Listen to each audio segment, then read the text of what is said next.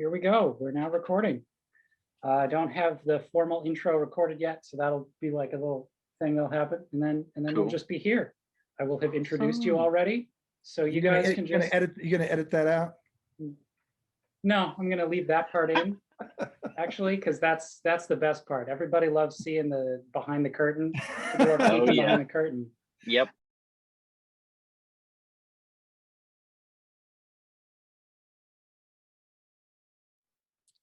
Hello and welcome to the first episode of what we are currently calling the Wildcat Well, a series in which I talk to previous participants of the Theater Crude Fringe festivals, just to see what they're up to and talk about whatever.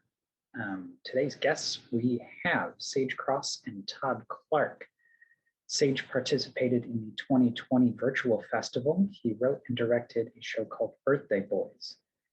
Todd Clark is an actor. He participated in both our 2019 festival and in 2020 as an actor in the 3rd Annual Conservative Theater Summit, and also as an actor in Saige's Birthday Boys. Some of the things that we talked about were just what they'd been up to over the past few months. We talked about the snow that came through this February, shepherd's pie, and also things that we're looking forward to once we can get out and be in person again. All right, with that, enjoy this unconventional, underground, and unrefined conversation. Yeah, so welcome to the show, y'all. What have you guys been up to since the 2020 festival? Oh gosh, Todd. Well, theater-wise, the only thing that I've been doing theater-wise is the Friday Night Theater Club, which is, you've been a part of that before, Tom. Yes. That thing right there. Love it. This little sticker. We got some shirts coming too. And Did you design those? Huh? Yeah. Did you design that? That's awesome. I mean, it's just a old pixel font, dude. Hey, that's great. And you know how when you're talking on Zoom, all the yellow outline around your deal. So that's the idea, I guess. But that's cool. We are celebrating our year anniversary next month. Oh wow! Yeah, has it been a year already? Yeah. So we did the Muppets Take Manhattan last night, and I got to play Dr. Teeth. Cool, daddy-o. So I got to play Dr. Teeth. I really wish I would have had a gold tooth. It was really fun. Actually, I was really worried about that one, thinking that this is going to be tough, but we found this old, it wasn't the final screenplay, but it was like a screenplay from, I think it was the latest draft we could find, and we went through it and we had so much fun. Some people dressed up, somebody dressed up as Gonzo, who was playing Gonzo. Oh, awesome. It was so much fun. I really wish I would have had a gold tooth for Dr. Teeth. But I just had a hat with a feather in it. That's all I did. That's great. But we had a whole lot of fun with that. And other than that, I did do I did a reading for what was it? George Adams. George Adams? He's a filmmaker and used to do cool. He used to own the Noir. Him and his wife had Noir at the Paramount over there, and did a lot of plays at the Paramount, that little theater next to it. Yeah. And I've done a couple with him. Well, he wrote a screenplay and had people from all over the United States, and we all did a table reading, but through Zoom, or actually through the Google Zoom. Mm-hmm. And we did that a few weeks ago, and that was really fun as well. Oh, cool, man. As far as that goes, that's all the theater that's happened for me this year. Are they going to actually film that, or was that just a test run, or is he going forward with it, or? I don't know. This is Bell, everyone. It kind of scared me. The animal intrusions, they're sort of required for any sort of Zoom call. They got to be there. I think she's got a cold. Oh no. I think she's got a sinus infection. So anyway, she's been, every time we get on Zoom, she likes to get in here. Anyway. Oh yeah. So yeah, I don't know what I was going to do with it. I think he just wanted to hear it so he could do the next phase, which would be, Mhm. you know, as a writer, you know, you want to hear Oh, hear yeah. the words and then rewrite it to, you know, rewrite it a More little bit. authentic. Yeah, I Yeah. thought it was great. Um, it was like I don't want to say too much because I don't know that he would want me to, but Yeah. I thought it was really well written. There's a twist, and I'm usually pretty good at figuring those out, but I didn't figure it out, which was great. Nice. I also do a thing where if I don't make it to the end, I never read the end before a table reading. I just, if I'm not in it at the end, I don't want to. I don't Yeah. want to know the outcome. I like the surprises. You know what I mean? Mhm, mhm. Because I always wonder if I will ever react in the beginning, like I know what the murder is, you know, or something. Yeah. So I didn't read it, and so it was really nice to see it play out and find out, you know, who did it, the who done it of it all. That's cool, And man. it was great. It was really Awesome. fun. I was impressed. That's neat. Cool beans. I am curious, does the Friday Night Theater Club, you guys still live streaming all of those? I know you started doing that for a while. Is that still Yeah, pretty in standard? fact, if you go, they're all up there. But I think what happens is Rodney will leave them up for like a week, and then take them down when we put a new one up. So it's not like, I don't think they're all up there. But yeah, if you want to see the Muppets Take Manhattan, I really wish he would have kept. He might still have it up. We did. What did we do the week before last? We did. We did Best in Show. Oh, cool. And Rodney played the Christopher Guest character, the hound dog guy, and he had some zoom. He had like a background on these different backgrounds. He really went all out, and I felt really bad that I didn't. Man, he was so good, and especially because that was a character that I really wanted to play. He was amazing. I got to play every character that hit on Eugene Levy's character's wife. What's her name? Who plays Moira in? Anyway, O'Hara. Yeah. Catherine O'Hara. Catherine O'Hara. Catherine O'Hara plays that kind of woman, his wife with the slutty past, and so everywhere they go, men go like, you know, like, is that you? Remember so it's the only time I've ever done it on a roller coaster. Well, I think one of the lines was like, you know, I've banged a lot of waitresses in my time, but that's the only time I ever made it on a roller coaster. She's the best. So it was fun. Awesome. If that one's still up, you gotta just, you know, scroll forward till you see Rodney. He was just so good. That's amazing. Okay. Yeah, I'm gonna have to go on and look at those. Saige, what about you? You've been keeping busy? You've been doing things, making life happen? Yes, absolutely. Been reading voraciously, wrote a couple short stories to submit some publications, finished my next piece for Theater Crude 2021.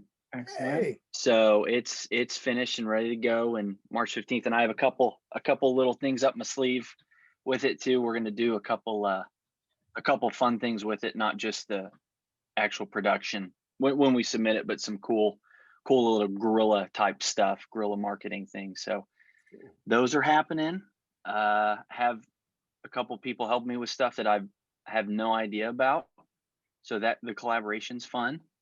Yeah. But yeah, just trying to pump new stuff out, you know, try not to stay stagnant. Yeah, just always writing. Yeah, always.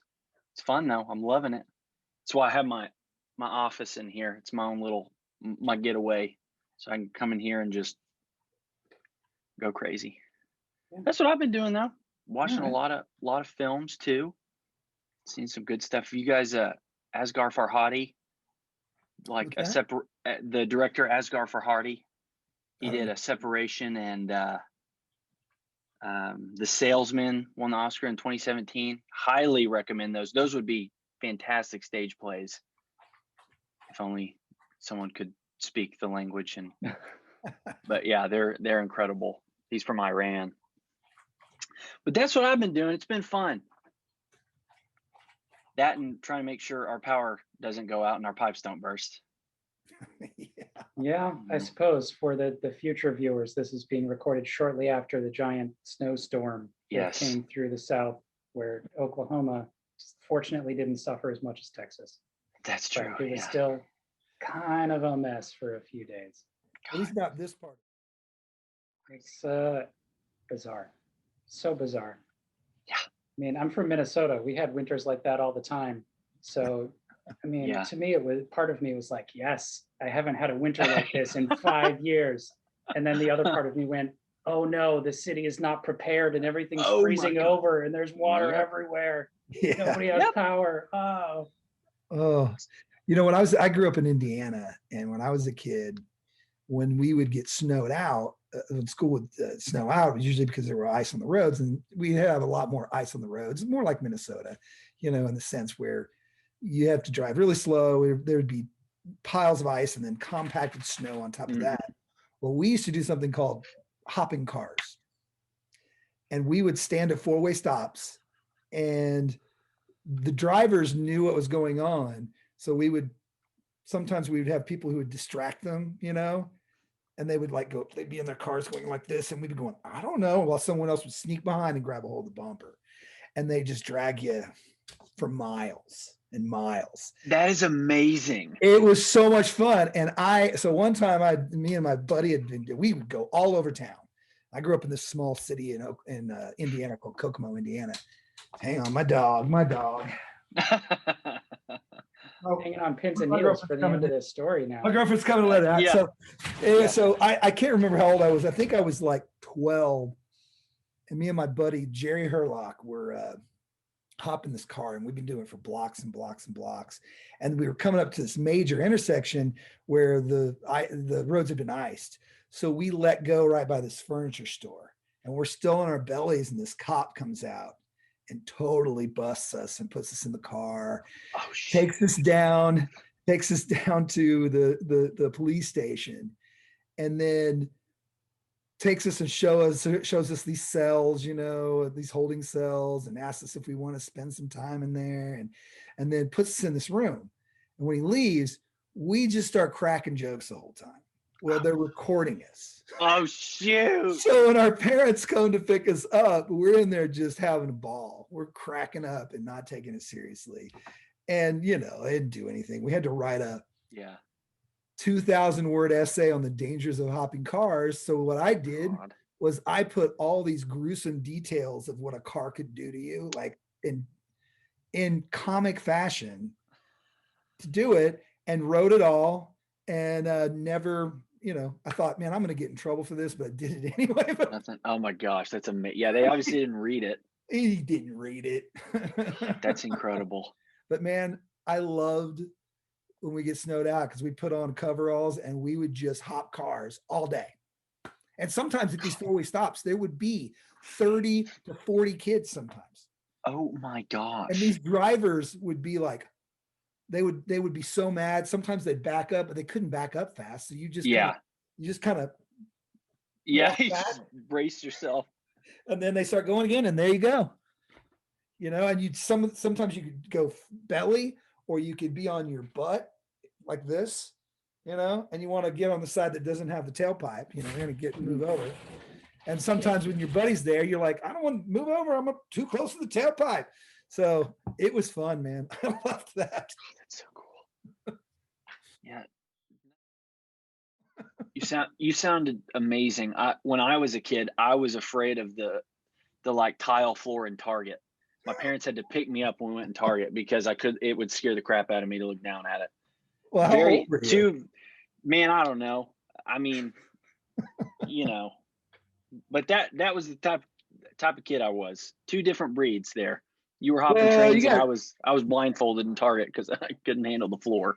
Well, I grew up in a blue collar town, manufacturing town. So you know, it was a lot of white trash. A lot of white trash, man.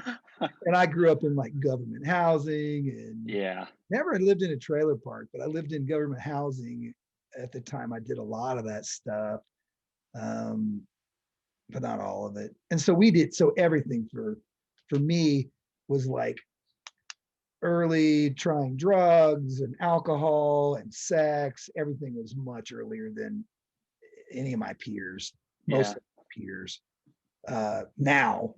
So it was just a different place. It's not a good place. Don't live in Kokomo, Indiana. You don't have to edit that out either. Don't live there, man. You're saying the stories aren't worth it. Anybody who grows up in Kokomo, Indiana is going to come out with having experienced some things. That is absolutely the case. Maybe I should write a Fringe festival play. See, that's what I was going to say. Grow up in Kokomo. What do you call it? Hopping cars? Is that what you said it's called? Called hopping cars, yeah. Like, as far as the story goes, that's gold. I mean, that's good stuff. I'm like, oh, that's pretty cool, you know. Well, what's weird is, I never had a friend. I never knew anybody who ever got hurt doing it. I never knew one person. Wow. And we did it every winter from, I don't know, probably 8 or 9 till probably 15. That's great, man. I loved it. That's awesome.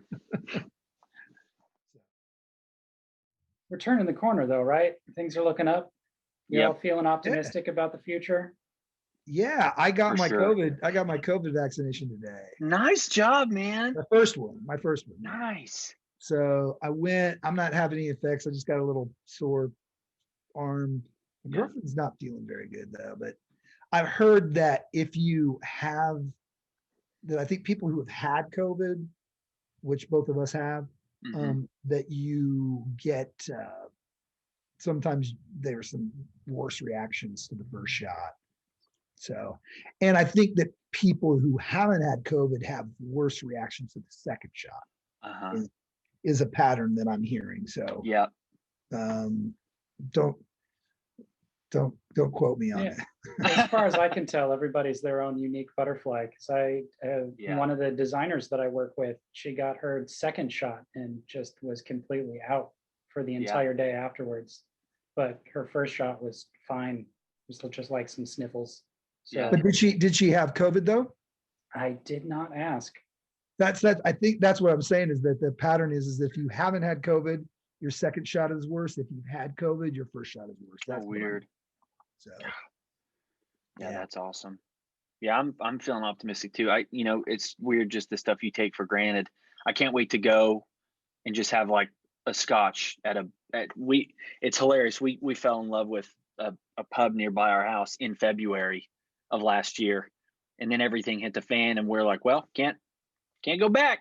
So I'm looking forward to just going and having a bite to eat at a restaurant and like a drink.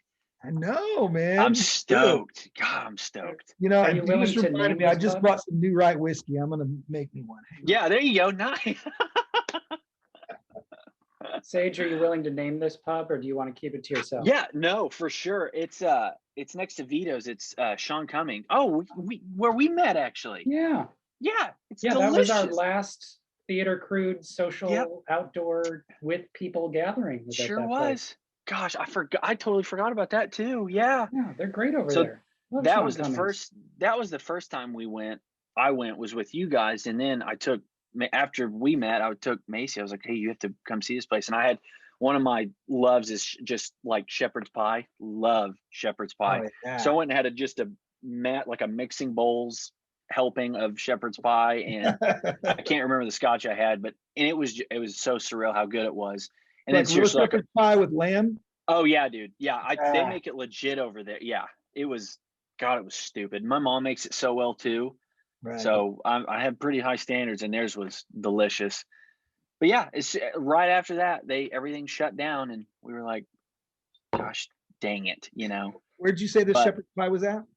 Sean Cummings on May, next to Vito's, and Vito's is unbelievable too. Holy mother!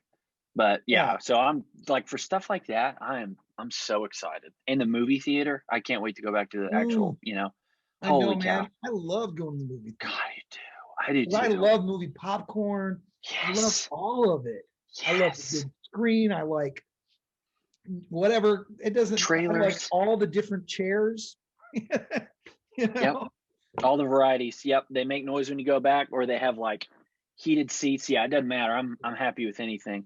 I even like, I don't, well, I don't like them, but I don't even mind the ones that stink like old popcorn grease. I don't even. Dude, I'm with you. I'm with you. Yep. Yeah, I do miss movies. I do miss Gosh. movies. Yeah, so I like going back to, normalcy is going to be, I think, even if it's a little bit, it looks like things are looking up now. Of course, it could turn at any minute, but I'm pretty excited because stuff like that's going to be pretty sweet. I think a lot of people are kind of in the same boat there. So Well, looking and forward also to made it. me think, I mean, I miss theater. I miss going to see. Yes, I 100%. miss Yeah. the rehearsals and the Yep. whole process and, Yeah. the collaboration and the energy. The biggest thing is when you have an audience, it is a shared experience, and the show is different every night because the energy that the audience brings.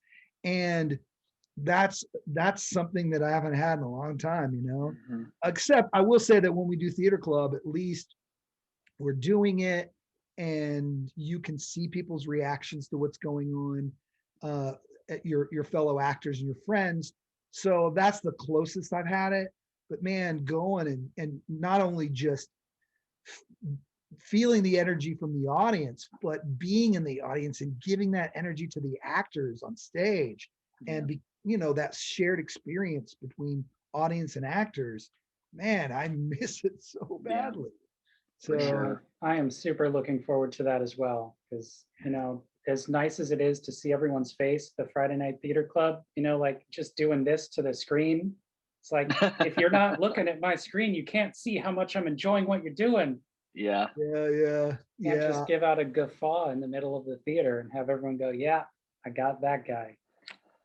I've been doing this thing where I put my script on my laptop and then I take my TV and make it a second screen. And so I have everything on my TV so I can see everybody on my big screen. Nice. And then while I'm reading the script, I'm looking at the camera, Yeah. and doing it that way. So it looks like, I'm talking to whoever is not really there. And then I can see everybody on the grid. So that's the best way I've found to cope. Plus it's just, it's easier to do now. Sometimes I can't always wear these damn things when I'm playing a character, and I got to make that font big, y'all. Yeah, another advantage of live performance. You memorize that beforehand. You don't have to worry about, these glasses in character or not. Yes. Got it all up in the brain pan there. Well, and that's fun too. And even Tech Week and the whole, even when you're frustrated because you're missing some lines or some cues, and you're in Tech Week and it's real stressful, but that reward that you get when you finally get it right, and you get it right and you feel like the weight's off me, that thing that you do as an actor, at least when you're, or even as a director, when you're like, okay, we got a good one. We've done it now. We know we can do it. Now let's get the last ingredient, which is that audience and the shared experience. And once we get that, then it just takes on a whole new level. And then, I miss every single bit of that. Mm-hmm. Yeah. Yep. And I would say too that I have realized this last year that what I love about acting is all of that. And even though I've enjoyed the Friday Night Theater Club and the things that we're doing, it's just not the same because the commitment's not there, the collaboration's not there. We're just getting a script and we just read it. I read it once before and then I do it, because I can read it off the screen. Yeah. But it's just not the same, that pushing yourself and digging deep and all that stuff. It's just not there. So we need it back. We need to get back to normal. I think that's what's going to be cool though, thinking about how we can't do those sorts of things, but post all of this, the type of energy and inspiration and philosophy, what that's going to bring to our new, as ridiculous as it sounds, creative selves, or however you want to put that. I think it'll be pretty cool. I think about a lot of the writing I've seen, like people specifically saying this came out of this, and it totally reinvigorates me. And I'm like performances and stuff. Do you think that's the same way for you guys? Yeah. I mean, I Just think too what totally new. Yeah.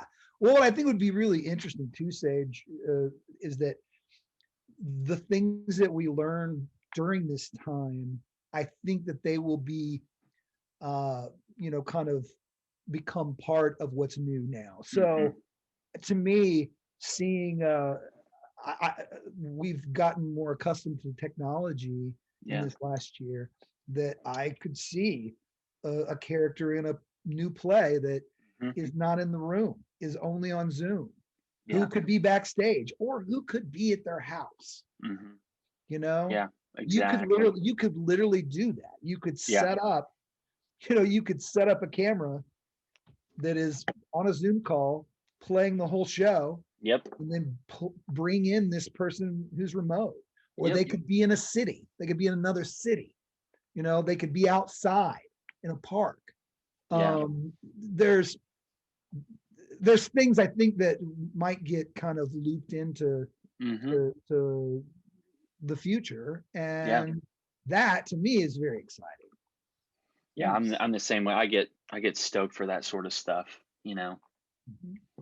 The theater is the type of thing that seems to be steeped in a tradition, and it's really hard to get it to change, because that tradition is part of what some people really love about it. So it is kind of cool to think about moving forward now that we've been forced to embrace new technology. How much of that are we going to continue to play with, and how much is the theater community going to say, great, don't need that anymore. Let's go back to the ropes. Here we go. Well, it'll be interesting to see. This is something that just kind of came up, and maybe it's just because I'm an artist and I love brainstorming, so it feels like we're brainstorming now. But But this thing that just came to me during this conversation is when we can have audiences again, wouldn't it be neat to have an audience full of people who are watching people from their homes, and you have a camera on the audience, and that's who's in the other screen. And you do your lines, you do your show, and you're getting that audience reaction because you can see them. That could be an interesting thing, that a way to bring in what we've been doing, but with that ingredient that I think actors really love, and that shared experience of sharing this piece that someone has written, and actors have helped develop these characters along with the writer, and then you get that shared experience with the audience without having to be in the same room with them.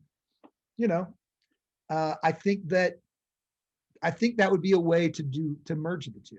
I don't know. Yeah, no, for sure. Yeah, and that's the thing. That sort of idea would never have happened had we not been forced to be on Zoom for 12 months. So I've seen some of these. There's been some different experiments as far as on TV with sitcoms doing this, and even some original productions doing this kind of Zoom thing, and it's really fun. But imagine all that same thing, but with an audience. Being able to see that audience, hear that audience, feel, because you can feel that energy. Even though I think sometimes I feel like it's almost, when I'm in the room, I'm in the stage, that it feels like you can feel it without ever having to see it or hear it. So I don't know if it would translate. It would be an interesting experiment for sure. But I've always often felt like the energy is almost something you can't see or hear. It just kind of happens. It's this. I don't know. I don't want to sound religious or anything. No, for sure, man. It's a different spiritual. I absolutely, yeah, maybe it is. Maybe it is totally spiritual. I don't know, but I think that someone should try it. I'd like to know. Let's do it right Okay, here. We Would you got right? it. Let's do it. All right. Our meeting That's time is awesome, running man. down. Zoom is telling me Okay. that I only have a few minutes remaining. If you Okay. guys feel like you got more you want to talk about, we can always just start up a new link. Otherwise, now's a great opportunity to plug anything that you might want to plug. Oh man, I don't have anything theater to plug. Hey, that's fine. What else you got going on? I sell a bunch of stuff at the Factory Obscura store, Oh, nice. prints, and I have a whole line of stickers that are doing pretty well. Like here's my Oh, unicorn boom box. Unicorn. Oh, that's boom awesome, man. boom. This is my. I can't remember the names of all these. This one right here is my favorite one. Oh, that's cool. So not my favorite. My favorite is, where's she at? No, there's my awkward Uncle Jerry. I'm trying to find my favorite one. Anyway, so go buy my stuff. Oh, here's my favorite. Okay, nice. There she is. Yeah, there you go. So That's cool, man. that's all I got to plug. All right. Buy Todd stuff at Factory Obscura's gift shop. Great. Sorted. Awesome. Sage, what are you plugging these days? Go buy shepherd's pie at Sean Cummings Pub. When all Yeah. this, It's when all already this- on my list, man. It's already on Good, my man. list. I'm telling you, it's worth it. And then if it's not enough, just go next door to Vito's and have the lasagna. It's killer. Oh man, I would love a good lasagna. I know. Oh, it's good. And that's one of those things too. I'm really picky with, and it's great. It's So what's killer. great about that lasagna? I know there's not much time. It's I don't know. You know when you like watch, I remember like Time's running out. Anthony Bourdain was so good with it. Yeah. Like people's vocabulary with food. And you're like, how are you able to discern that the raspberry is lifting this element of the I have no idea. So I say that I have no idea why it's so good. I remember it being flaky, the lasagna, Flaky. which is an interesting attribute for your lasagna. Was it the but- cheese? Maybe, man. That's what I mean. I'm not my forte. I'm just like, breadcrumbs in this it? is I mean- really good. That's about as far as I can get. But it was great, and I didn't feel like a hammered piece of crap after I ate it. It wasn't like that greasy, nasty lasagna. But it was hearty. I mean, it wasn't. Wow. Yeah. But yeah, I mean, it was great. All All right. right. It All was right. awesome. Thanks That's all for I being got. here, guys. Hey. Lasagna, shepherd's Hey, pie thanks. stickers. Good to see you, man. All right. Good to Good to see all see you you guys. guys. See both of you. See y'all All right. soon. Yeah. Cheers.